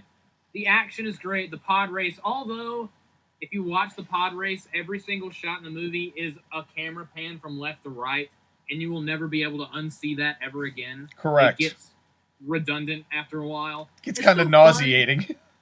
It's still a fun thing to watch, but after a while, that same camera pan gets nauseating. And Sebulba is a great heel. I love Sebulba. Him just walking past Anakin's ship, damaging it, going like, whoops. I love that. I love that guy. And of course, the fight between Darth Maul, Obi-Wan, and Qui-Gon is just magnificent. The whole third act is great. It's a mixed bag. It is a mixed bag, which is why it's dead middle of my list. Yeah. It's Phantom Menace for me. I had to admit that some of it is nostalgia driven because it was the first Star Wars I saw in theaters. Mhm. So that does mean something to me. However, I think that where the movie starts to get a little boring is actually during some of the scenes with Qui-Gon and Anakin on Tatooine. I think I'm gonna be the first one to see them all. it spends too long kind of just being stranded in conversation. I mean, some of it's necessary, but it does just like every time that the action gets fast, they slow it down too quick. You know, they do the great thing with the Trade Federation ship and the destroyers and all that jazz and the short negotiations, and then they end up having to go to Tatooine, and then let's just sit here for a long while. Oh, a good like visual representation of what you just described, the stopping and starting. They use force speed one time in this movie. They become Force Sonic the Hedgehog at the beginning of the movie and never use it again. Yep. They're slow the rest of the movie. Especially when Obi-Wan is far away from the action and he has to catch up to Darth Maul and Qui-Gon. Yeah, you'd think that would be the time, right? You have to speed. You can argue because he's a Padawan at the time that he's not as experienced and not quite as good as it. But he did it earlier in the movie. I don't know. Just don't have them use force speed. Just have them run away normally while deflecting shots. Obi-Wan's turning Sith. Qui-Gon had to die. Ha! That's just the way it is. And that's the last Jedi. Yeah. No, but honestly, the movie was fine. I mean, I mean, the lightsaber fight at the end is super fun. I even like the whole stuff with whole Keira Knightley and Natalie Portman. Like, I didn't realize how similar they actually could be in that respect. It was kind of nice to see Keira Knightley in the Star Wars universe. Yeah, I agree. One went on to continue making Star Wars movies. The other one went to pirates. Yeah. And Star Wars in the ocean. No, it's okay, Skylar. We all heard about that. Which puns. was a whole other episode I've got them. which we may ever talk about. That's right. So Pirates of the Caribbean at World's End is the best Pirates of the Caribbean movie. Continue. that's a lie. Agreed. Wow. That's a Me lie. and Tyler agreed on something. And I liked this movie. I think that it fell victim to, I think, overindulged expectations. Because think about it. This is kind of the same thing that happened with Force Awakens, which we'll talk about. This movie was this was episode 1. This is like, oh, they're finally going back to it. And this drew buckets of money. But when they saw it, people didn't like it. Because Jar Jar's kind of prejudice. If you look at it. I'm just saying. But again, visually, there was some good stuff in this movie. I think that they had not perfected the CGI puppet blend for Yoda.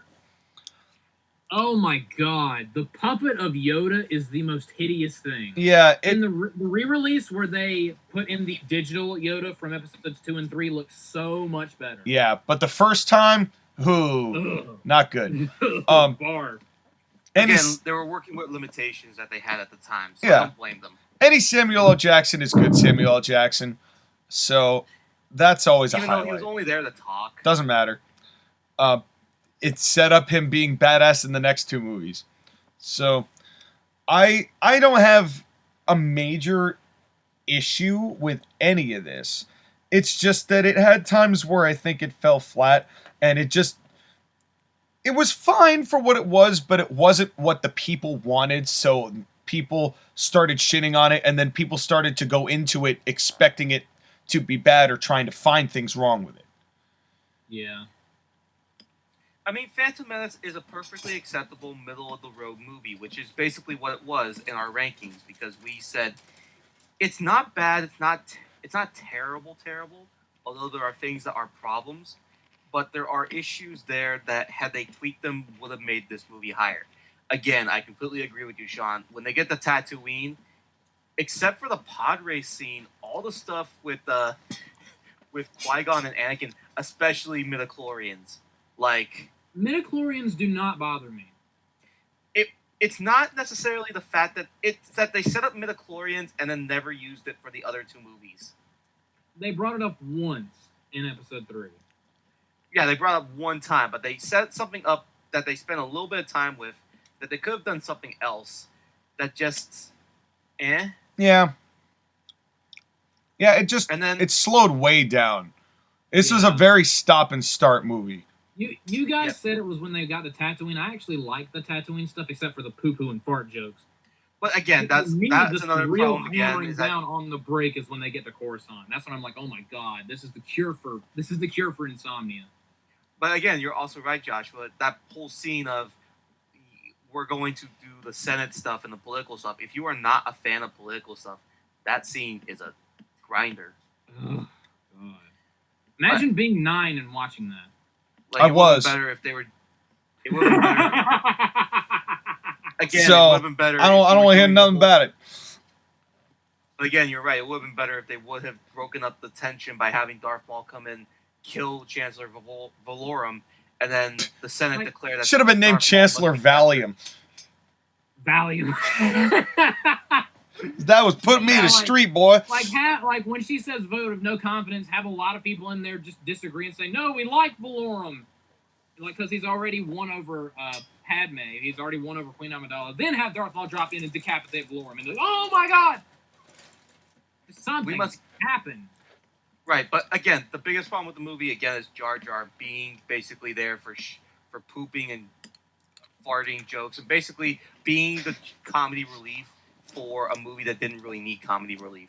You know who else was in the Senate besides E.T.?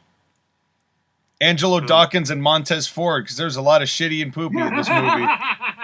Yeah, but again, this movie set up a lot of cool things. I hate to say it about the prequels because the Star Wars prequels, all the lightsaber duels sucked in that one.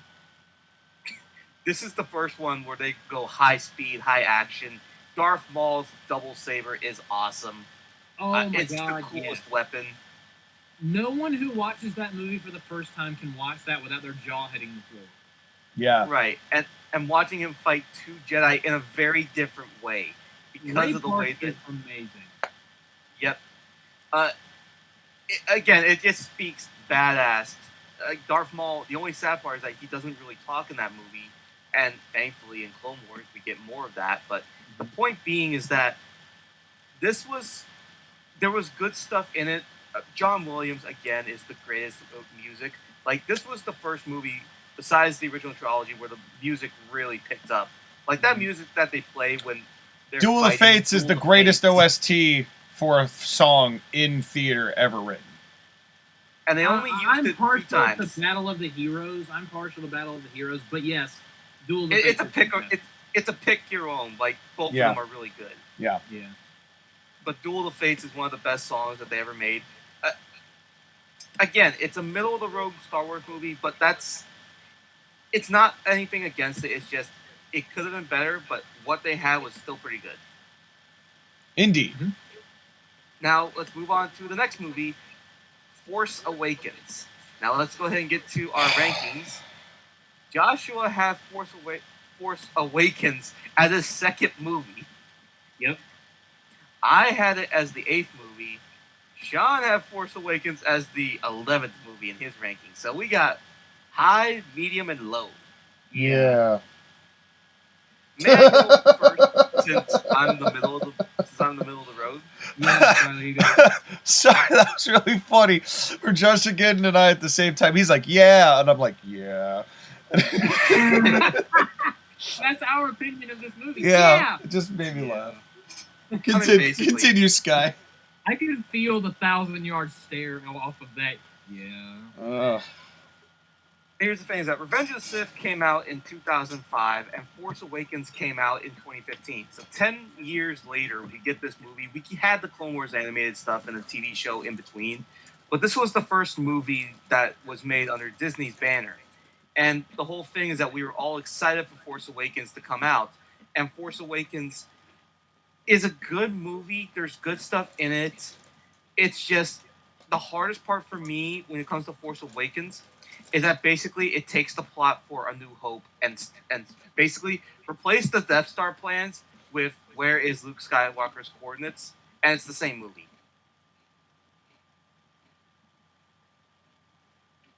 That it? I kind of agree, kind of disagree. There are definitely similarities, but Yeah. the bigger picture of Episode 4 and the bigger picture of Episode 7 are different, and that's what stands out to me, and that's why I can look past the similarities, although there are a lot. Similarities are whole hog ripoffs. But the whole reason why they did that is because this was right before The Force Awakens came out, was the most anti-prequel the Star Wars community has ever been. Mm-hmm. Because it was bad. And as someone who, when I was younger, by the time, I've always liked the prequel, especially what we'll get to later. When this movie came out, I felt like I was the only prequel fan. That's how bad it was. And when this movie came out, the people made this movie were like, okay, everyone loves the originals, everyone hates the prequels. Let's try not to associate anything at all with the prequels as best we can. And let's remind them, hey, this is Star Wars. It's okay now. George Lucas isn't in charge anymore. It's going to be okay. That's basically what this movie was. Anything else? I love this movie. But I'm not going to lie. A lot of that has to do with just how amazing the theater experience was. Sure. Because, again, this was the first time I saw a Star Wars movie in theaters. And I'll never forget, the movie's about to start. And, like, it has the long time ago in a galaxy far, far away. Everyone gets really quiet. And a dude towards the front says, I'm so excited. And then me at the opposite end of the theater, I'm like, me too, bro. And then someone in the middle of the theater is like, we all are? Da, da, da. And everyone laughed. That's funny. It was great. I remember just for Force Awakens, when that happened, when I went into the theater for that, I remember everyone around me crying. Like cheering, but crying. Just like complete teared up. To the point, like, you kind of got overwhelmed with emotion seeing it return to the theater. Because I've experienced a very similar thing, but I'm wiping tears away from my eyes. I'm looking behind me. Everyone's wiping tears. Nobody has tissues. They're all just blowing snot rockets onto the rug. Yes. Again, this movie is amazing setup. They could have done better with the succeeding movies, the following movies, which does kind of affect The Force Awakens because, again, it is a trilogy. But as far as setup, because this is a setup movie, I think it's phenomenal. If only they would have paid things off in a way that made sense. But, like, the cinematography, the shots, the compositing, the action sequences, the cosmetics, in my opinion, are just phenomenal. Like, my favorite of all of the movies thus far, including Revenge of the Sith. And this was, for a time, my number one favorite Star Wars movie, but I decided to go back on a little bit because the one that is my favorite, which we'll get to, whenever I think of Star Wars, I'll just go ahead and say it. Revenge of the Sith is my favorite Star Wars movie. And whenever I think of Star Wars, I immediately think of Revenge of the Sith, not The Force Awakens. So I'm just like, I'm not going to stop kidding myself. I like Revenge of the Sith more, but it's only by like a tiny bit. I love Kylo Ren. He's one of my favorite characters in all of Star Wars. Because you identify so much with him, troubled emo goth youth. Absolutely. And I do not deny it. I wear it as a badge of honor. I love if you dubbed over like some of Kylo Ren scenes with Marilyn Manson music, it would be like, imagine playing the fight song with him just beating the shit out of that wall. Fight! I'm not afraid to give a world that doesn't give a shit. Anyways, Sean. Anyway, that was a beautiful rendition of the song. Okay. Now go ahead and shit all over it. And now Sean's gonna shit all over it. Here's my problem. Han Solo and Chewie are fine. Finn is fine. Rey is fine. Kylo Ren is fine. This movie goes so far beyond being a ripoff of A New Hope. It's basically a shot-for-shot remake. to the point where I was in the movie theater and I kept watching. I'm like, I remember that shot from A New Hope, and then I remember that shot from A New Hope, and I remember that shot from A New Hope, and I remember that shot from A New Hope, and this is A New Hope, and then everyone's like so happy and cheering, and I'm sitting there going, okay, so this is what Disney's gonna do, which is what I suspected it was gonna do, which was, let's do as little original as possible while making it pass off like it's a brand new movie to get a jillion people to buy more tickets to watch the movie. This was the true indicator of what they planned to do with Star Wars. It was lazy, it was boring, because it was not original. I'd seen the movie and a better version of that movie in A New Hope. The characters were fine. Didn't have a problem with it. Didn't have a problem with Ben killing his dad. Fine.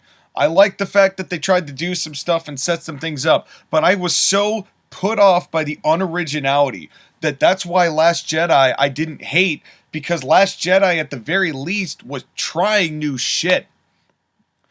And this to me just was lame. It just was boring, and it was a sellout movie. It was just doing everything that A New Hope did, but not knowing the context of why it worked then, so it just looked like you're repeating moves. It's the Dolph Ziggler of the Star Wars movies. Oh, wow. Wow. So you're calling New Hope Shawn Michaels? I would say that's a better comparison, although not nearly as whiny. Well, Luke's kind of whiny in the first movie, you know? Yeah. Luke is a sexy boy. You know, you might not be wrong there, Sky.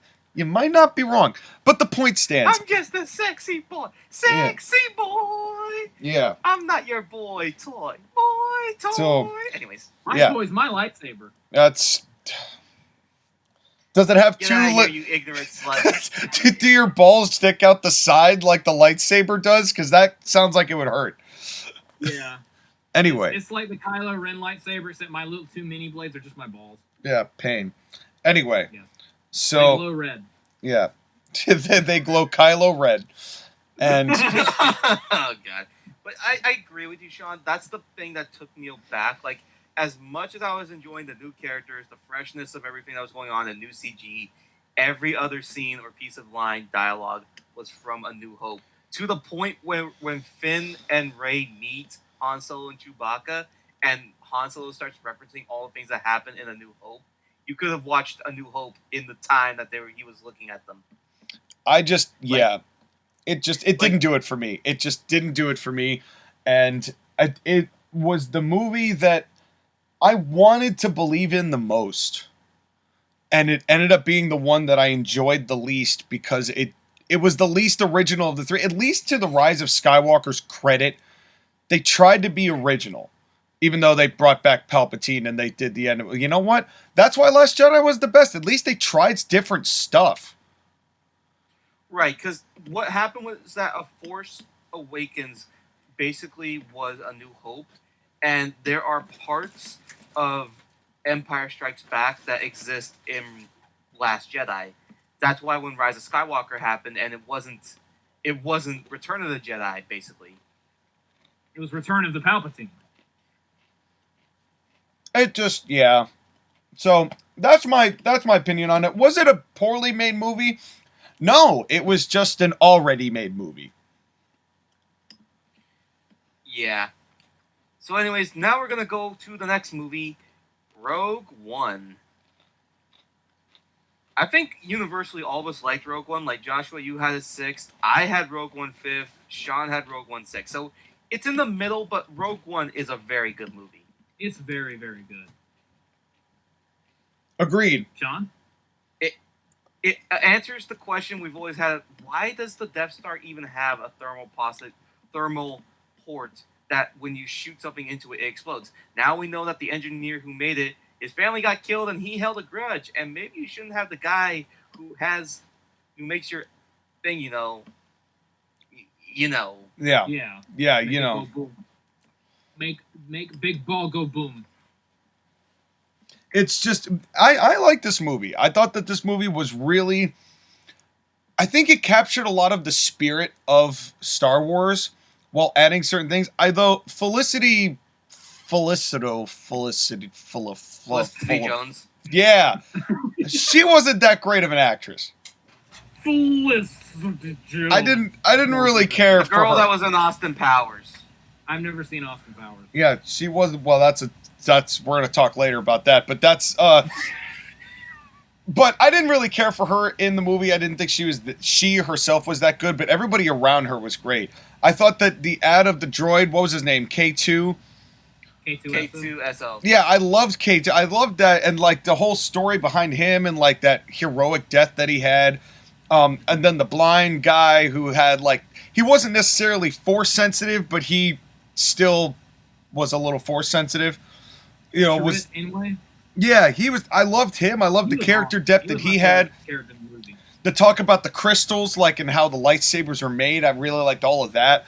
And then the finish. God! Of just Darth Vader coming in and laying the smackdown on everybody. That's the kind of Darth Vader you wanted. The biggest, dumbest grin on my face when that was happening. That was orgasmic. Yeah, it was great. It was honestly, it was fun. It definitely didn't feel like the cash grab because it answered some questions that we had, but it also was a solitary story in and of itself. Yeah. It tied in the original 3 movies with the prequels and telling a story like this is what happens, and basically this movie takes place 5 minutes before A New Hope starts. Yeah. Yeah. Because Princess Leia gets the Death Star plans, gets her ship in the original A New Hope movie, and that's where the scene happens. Yeah, and and it was and if you're not going to have John Williams do the score, Michael Giacchino is a terrific replacement.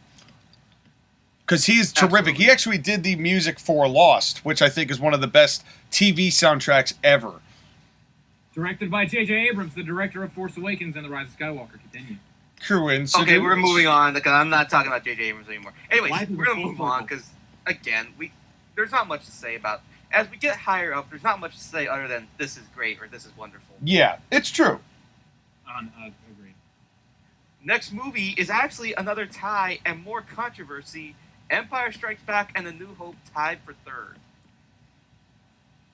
So, here's the thing. Everyone says that Empire Strikes Back is the superior movie. I think they did a terrific job building upon what A New Hope established. And they added a lot of good new characters, and it definitely made sense. Everything they did made sense and where it was going, and the dialogue was terrific. And there's so many good quotable pieces in Empire Strikes Back, and you're left wondering, what's going to happen in the 3rd movie, which is great. But I think A New Hope is a better all-around movie. Agreed. It's just... Yeah. My thing... I love Empire Strikes Back. It is an awesome movie. What turns me off is the collective Star Wars hive mind. We all unanimously agree at this round table that this is the best Star Wars movie. Agreed. The way everyone treats this movie is so annoying. Yeah. If this is your favorite Star Wars movie, that's fine. But everyone hive mind agreeing on it like it's the word of law is just annoying. Stupid. Yes. It's one of those things where at some point it's just like, would you rather have filet mignon, lobster tail, or sea bass? I'm like, I don't really care. It's just what I feel like. Surf and turf. Give me both. For not having filet mignon. Yeah.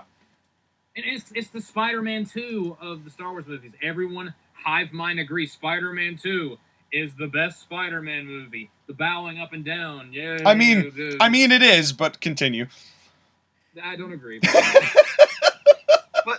But there are issues, even with these movies, there are issues and things that happen. Part of it, again, was that Lucas was still he was kind of writing the movies as he was going.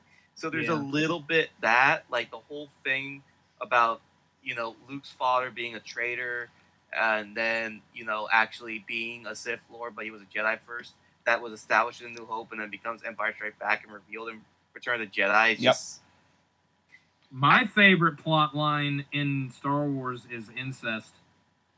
Yeah, that was something that was written on the fly, which Yep. didn't Sweet need home. What planet were they Endor. on? Sweet Home Alabama. Sweet home Endor, Bama, Sweet home Tatooine. where the Ewoks come and go. Yeah, like those little things kind of take Empire Strikes Back a little bit badly, like the insects thing. The fact that Boba Fett does nothing. I do not understand the hype around Boba Fett. Yes, he looks kind of cool, but he does nothing. Boba Fett followed in the footsteps of his father. Literally. Looking cool and does absolutely I'm nothing. badass. Although, Put him in the cargo in hold. Boba Fett's I'm gonna die to a case- Jedi.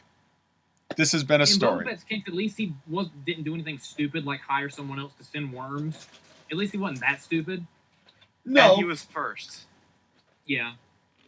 But yeah, personally, the only reason I put A New Hope above Empire Strikes Back is that if you watch A New Hope start to finish, you didn't need an Empire Strikes Back.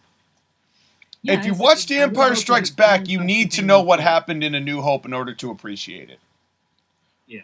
And Yeah. I mean, that was the way the movie was intended, right? It's the second of the trilogy. However, there is something to be said about an open and closed movie that can stand on its own alone without that. The other thing too with Empire Strikes Back, and we may end up putting A New Hope third and Empire Strikes Back fourth, is that the whole middle of Empire Strikes Back, where the Millennium Falcon is in the asteroid, is a little slow. Yeah. I don't Like, I mind. know that The asteroid I know isn't the bad, Empire- but they do a lot of excess shit at Bespin that isn't necessary. Yeah. Not to mention the training scene in Dagobah is a training montage, which is a training montage. I mean, it's cool that we get to see Yoda, but Are you kidding me? I love seeing Yoda ride Luke. and we're moving on to the next movie before we get more. It reminds me of the Dave Chappelle skit where Darth Vader testifies against the Jedi Council for being perverts. Yeah, I mean, Have sex with this woman. I did not. No. It was the whole thing of they kidnap young children and then molest them. With their lightsabers. Exactly. Anyways, Return of the Jedi is ranked number 2. I think we all agree that because this is the ending of the prequels and how awesome it is, it's so much better. It is my favorite of the original trilogy. now I ranked A New Hope personally above this movie because I just think A New Hope is just absolutely terrific. Start to finish, establishing who the people are, what their personalities are. It keeps moving. You know, even when it's slow, it picks up shortly thereafter. There's always something engaging to be done at any of these points. The dialogue is the best. Even though the lightsaber battle is very slow, but it's your first introduction to it, so you might as well start off with the basics. Have you seen that remake where they superimpose Alec Guinness's face, and it actually feels like a prequel lightsaber battle on the Death Star? Maybe. SC-38 reimagined. Maybe. Well, part of the issue was that they were working with limitations at the time in the 70s, Yeah. which was the fact that those sticks that they were using in the placeholders for lightsabers broke very easy. Yeah, those were actual light tubes. Yeah, so But that's... go watch SC-38 reimagined. It's a reimagining of that fight scene, and it's phenomenal. But in any case, you know, it's just that that was my personal thing with A New Hope, because I thought A New Hope it was the first one, it set the tone. If it was its own movie, that would have been it. And it would have been totally fine. It was great, open and shut, but there was so much, you wanted so much more out of it. You wanted more out of it, but what you got, you loved. And the thing with Return of the Jedi, the only reason I put it just one step below this, it answered all the questions we wanted to know, right? It did a great job of paying off all the things that Empire Strikes Back set up. Something that they've never been able to recapture is actually full-blown paying things off, with the exception of our number 1 ranked movie. Yes. And this movie was terrific as far as like setting up what Palpatine was. You know, and still the conflict with Luke and like kind of the whole good and bad being a point of view. I thought his dialogue with Obi-Wan that he has right after Yoda dies is so crucial to the entirety of the Star Wars franchise and understanding what you're talking about and kind of what the moral and some of the thinking points that the movie brings up. Like when you leave, you kind of start to think about what they said and kind of how it applies to life in general. And the lightsaber battle was much better in this movie than they were in any of the other previous. Absolutely. Because at that point they realized maybe we shouldn't be using stuff that breaks very easy. Although there's one part where Darth Vader's walking towards Luke, who Luke has the high ground, because Ben taught him well. Where you can see the shadow of the lightsaber on the ground in the final cut of the movie, and I'm just like, okay. But Luke going insane with rage when Vader's like, I'll turn your sister to the dark side. That whole thing, I'm a Jedi like my father before me, throwing the lightsaber to the side. Emperor Palpatine, the first time anyone saw Force lightning, jaw drop. Oh my God, Palpatine is the ultimate evil. Yeah. And then Darth Vader's redemption is my favorite scene in all of Star Wars. Yeah, it's terrific. Love it. What a payoff. Although George Lucas did his damnedest to ruin it, in the special editions of the movie, he adds in Darth Vader going, no, no, no. I thought you were talking about the part where they replaced the old guy as the Force Ghost and had Hayden Christensen be the Force Ghost. I hate that too. Yeah, that's not necessary. I hate the no so much more. Because you can see Darth Vader changing through the mask just by him standing there and looking back and forth. Yeah. You didn't need the no. Yeah. It's so unnecessary. But, regardless, Darth Vader dying in Luke's arms is the best scene in all of Star Wars, in my opinion. Yeah. It's just so touching. Get your yub nub ready. Yes. The only thing I think that made it so that it goes underneath Revenge of the Sith is the Ewoks. I like the Ewoks. But that was also the beginning of George Lucas being, we need to make this more kid-friendly, so let's introduce some cute, furry animals that they horribly botched when they brought Jar Jar Binks and the... You could get away with it once. You could not get away with it a second time. George Lucas didn't know that and created Gungans. Yeah. Ewoks were fine. The Ewoks are fine, but the Gungans were too much. Yeah. Well, that one Ewok dying and the other Ewok going, Mama, Mama. Saddest death scene in cinema history. Yeah.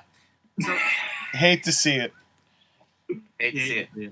Now, we love we love the original series, and that's why they take up slots 2, 3, and 4. But the best movie is Revenge of the Sith, ranked by all three of us as either the best or second best movie. Revenge of the Sith, barring one scene in particular, is the best. It is fantastic. And it's the rare movie in the series where the heel wins the third act. Because the Star Wars follow the trend of the babyface wins the first act, the heel wins the second act, the babyface wins the third. The heel wins in this one. Yes. This movie was under the most pressure of any movie in cinema history. You had to tie the ridiculousness of the first and the second movies as best you could with the entirety of the original trilogy and make it all make sense. And for the most part, they did a really good job of doing exactly that. Exactly. And that, I think, and especially with the way that the lightsaber scenes were, the kind of ways that they justified how the Jedi lost their power and the Sith took over and the Empire became a thing, how Darth Vader became Darth Vader, which is what everybody really wanted to know. If they had botched that, that could have ended the franchise. There would have been nothing for Disney to purchase. Exactly. And they ended up dominating it in a very meaningful way. My second favorite scene in all of Star Wars is, if you go to the scene selection, it's called Immolation. It is when Darth Vader loses and he burns. That is just the most, oh my God, this is traumatizing.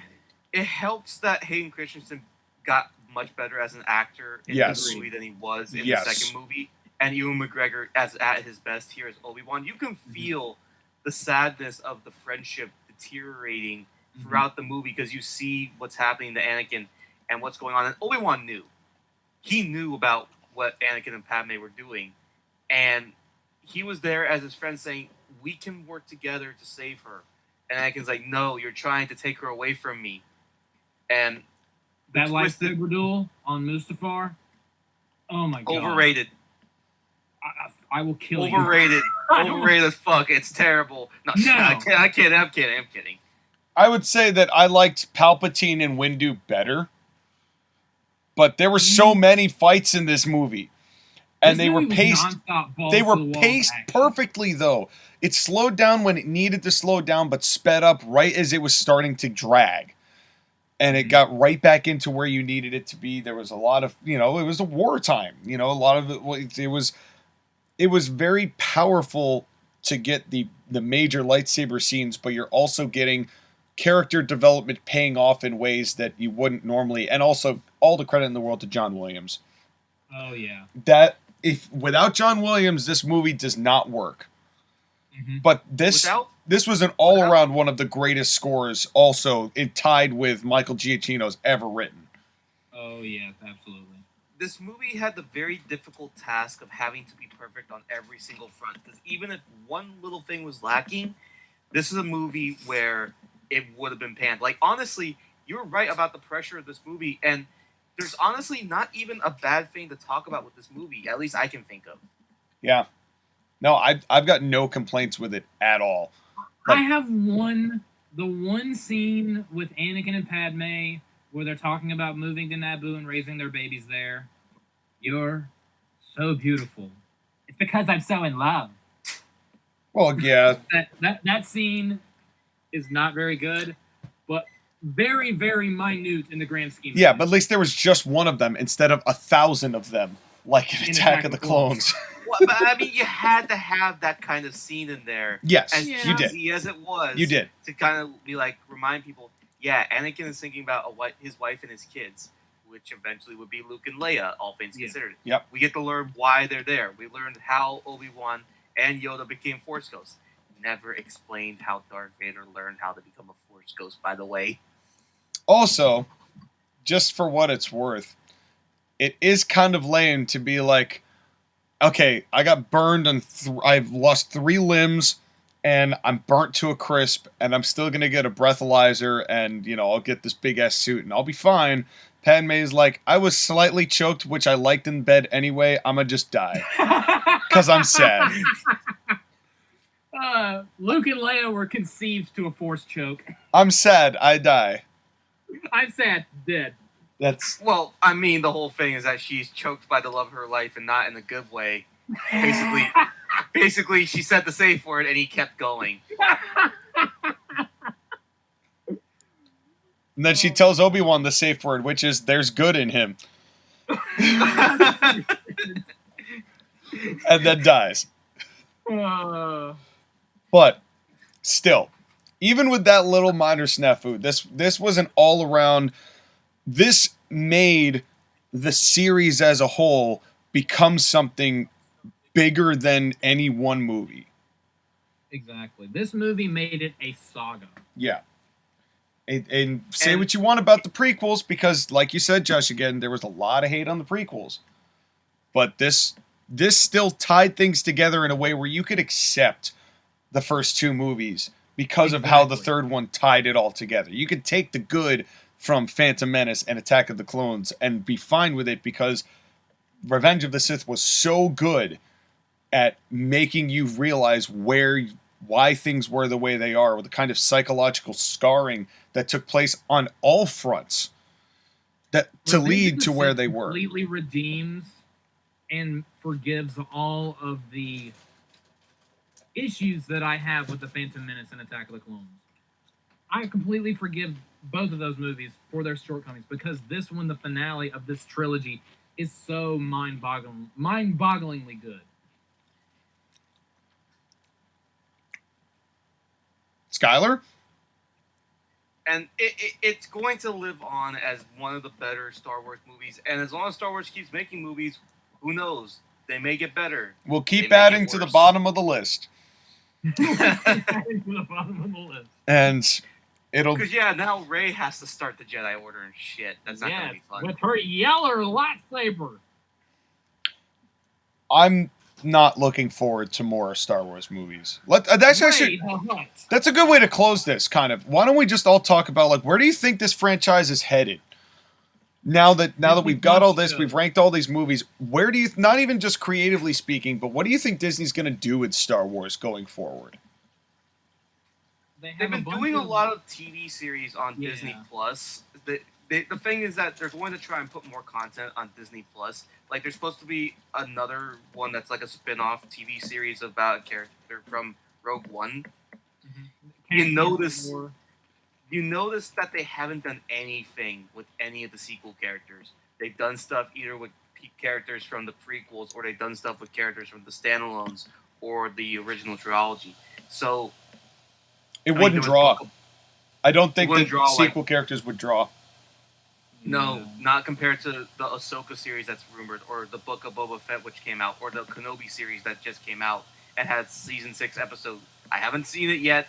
Don't talk It's to me really about good. it. I'm not going to spoil it, but the Obi-Wan Kenobi show, a lot of people don't like it, but it has the Josh Haden seal of approval, which The Force Awakens also has the Josh Haden seal of approval, and The Last Jedi also has the Josh Haden seal of approval. So take that for what you will.